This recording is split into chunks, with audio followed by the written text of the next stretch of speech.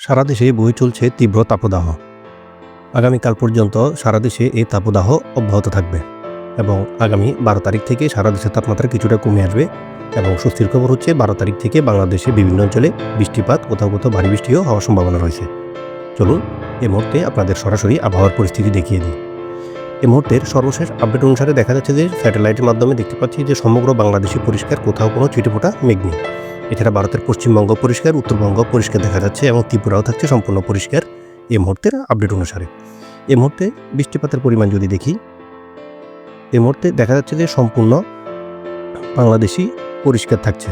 ভারতের পশ্চিমবঙ্গ পরিষ্কার, উত্তরাঞ্চল ত্রিপুরা সব পরিষ্কার দেখা যাচ্ছে, কোথাও ছিটেফোঁটা বৃষ্টি নেই এবং আগামী 11 তারিখ পর্যন্ত কোথাও বৃষ্টিপাত হওয়ার তেমন একটা সম্ভাবনা নেই। তবে ভারতের উত্তরাঞ্চলে কিছুটা বৃষ্টিপাত হবে, কিন্তু বৃষ্টিপাত আমাদের শুরু হবে 12 তারিখ থেকে।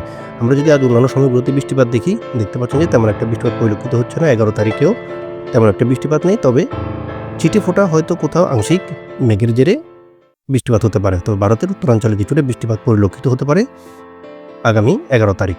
গুয়াহাটি, গোলপাড়া এই সকল অঞ্চলে, আলিপুরদুয়ার এই সকল অঞ্চলে অতি ভারী বৃষ্টি প্রবেশ করবে এবং বাংলাদেশের রংপুর বিভাগে অতি সামান্য ছিটেফোঁটা বৃষ্টি থাকবে। যদি আমরা 12 তারিখ থেকে দেখি, মূল বৃষ্টি প্রবেশ করবে বাংলাদেশে 12 তারিখ থেকে। ভারতের উত্তরাঞ্চলেও থাকছে অতি ভারী বৃষ্টি, বিশেষ করে আলিপুরদুয়ার, গোলপাড়া, গুয়াহাটি এই সকল অঞ্চলে মাঝারি থেকে ভারী বৃষ্টি থাকছে। বাংলাদেশের রংপুর, কালাই, মেহেরপুর অঞ্চলেও থাকছে হালকা থেকে মাঝারি ধরনের বৃষ্টি। ভারতের পশ্চিমবঙ্গে কলকাতা, পূর্ণিয়া, ভাগলপুর, মালদাতেও থাকছে হালকা থেকে মাঝারি ধরনের বৃষ্টি সোমবার অর্থাৎ 12 তারিখ রাত 1টার দিকে। আমরা যদি 12 তারিখ ভোর 5টার দিকে দেখি, দেখতে পাচ্ছেন যে বাংলাদেশের উত্তর পূর্বাঞ্চলীয় জেলা, উত্তর পশ্চিমাঞ্চলীয় জেলাগুলোতে বৃষ্টিপাত বাড়বে। বিশেষ করে মহাদেবপুর, বালুরঘাট, গোড়াঘাট, বগুড়া, রাজশাহী, সিংড়া, সিরাজগঞ্জ, সরিষাবাড়ি, ময়মনসিংহ, বাগমারা, বিশম্বরপুর, চররাজীবপুর, রংপুর এই সকল অঞ্চলে মাঝারি থেকে ভারী বৃষ্টি প্রবেশ করবে সোমবার 12 তারিখ ভোর 5টা থেকে। আর এছাড়া ভারতের উত্তরাঞ্চলে তুরা, গোলপাড়া, গুয়াহাটি, আলিপুরদুয়ার এই সকল অঞ্চলে থাকছে মাঝারি থেকে ভারী বৃষ্টি। আমরা যদি 12 তারিখ সকাল 9টার দিকে দেখি, 12 তারিখ সকাল 9টায় দেখা যাচ্ছে বাংলাদেশের সিলেট, মৌলভীবাজারে মাঝারি ধরনের বৃষ্টি পরিলক্ষিত হচ্ছে। এছাড়া কুমিল্লা, ঢাকা, ময়মনসিংহ এই সকল অঞ্চলেও থাকছে কিছুটা হালকা থেকে মাঝারি ধরনের বৃষ্টি। আর ভারতের উত্তরাঞ্চলে বৃষ্টির পরিমাণ কিছুটা কমে আসবে সকাল 9টার দিকে।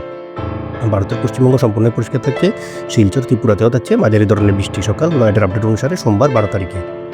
যদি আমরা দুপুর 12টায় দেখি, দুপুর 12টায় দেখা যাচ্ছে যে বাংলাদেশের চট্টগ্রাম বিভাগে কিছু কিছু জেলায় বৃষ্টিপাত পরিলক্ষিত হচ্ছে। ভারতের ত্রিপুরাতেও থাকছে বৃষ্টিপাত, আইজল এবং শিলং, শিলচর এই সকল অঞ্চলেও মাঝারি ধরনের বৃষ্টিপাত পরিলক্ষিত হচ্ছে। তবে ভারতের পশ্চিমবঙ্গ সম্পূর্ণ পরিষ্কার দেখা যাচ্ছে। 3টার দিকে দেখা যাচ্ছে সম্পূর্ণ বাংলাদেশ পরিষ্কার, তেমন একটা বৃষ্টি পরিলক্ষিত হচ্ছে না, তবে শিলংয়ে কিছুটা ছিটেফোঁটা বৃষ্টি হতে পারে। আমরা 12 তারিখ অন্যান্য সময়গুলো যদি দেখি, তাড়াতাড়ি দেখা যাচ্ছে বাংলাদেশের সিলেট, মৌলভীবাজার, ময়মনসিংহ এই সকল অঞ্চলে মাঝারি ধরনের বৃষ্টি পরিলক্ষিত হচ্ছে। শিলচরেও থাকছে মাঝারি ধরনের বৃষ্টি 13 তারিখ 1টার দিকে। ভোর 4টায় দেখা যাচ্ছে বাংলাদেশে ময়মনসিংহ, খুলনা এই সকল অঞ্চলে বৃষ্টিপাত থাকছে। পার্বত্য চট্টগ্রামও থাকছে বৃষ্টিপাত। ভারতের পশ্চিমবঙ্গে খড়গপুরে থাকছে বৃষ্টিপাত, গোয়ালপাড়া, শিলচর, শিলং, আইজল এবং ত্রিপুরাতে থাকছে বৃষ্টি।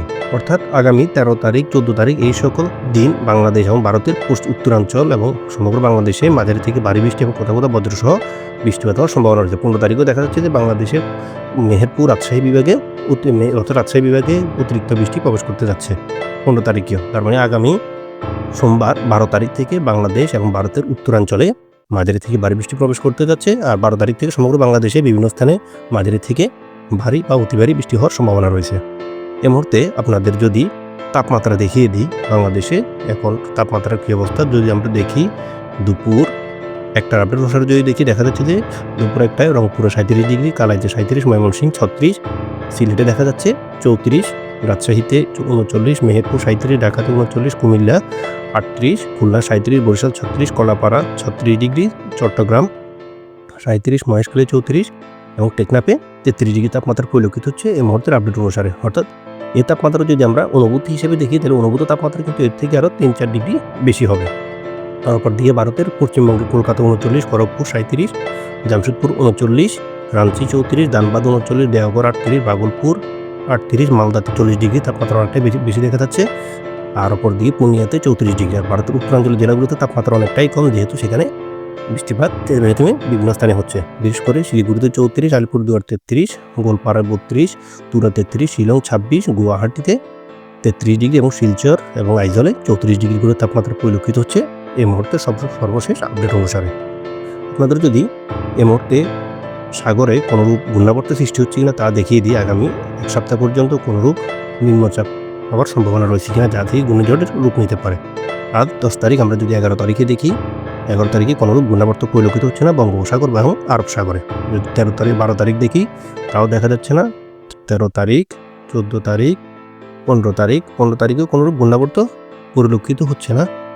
এবং আগামী 15 তারিখ পর্যন্ত সাগরে কোনোরূপ ঘূর্ণিঝড় হওয়ার অনুকূল পরিবেশ সৃষ্টি হওয়ার সম্ভাবনা নেই। আজকে আমাদের আবহাওয়ার সর্বশেষ খবর অতটুকুই ছিল। সবাই সুস্থ ভালো থাকবেন। আল্লাহ হাফেজ।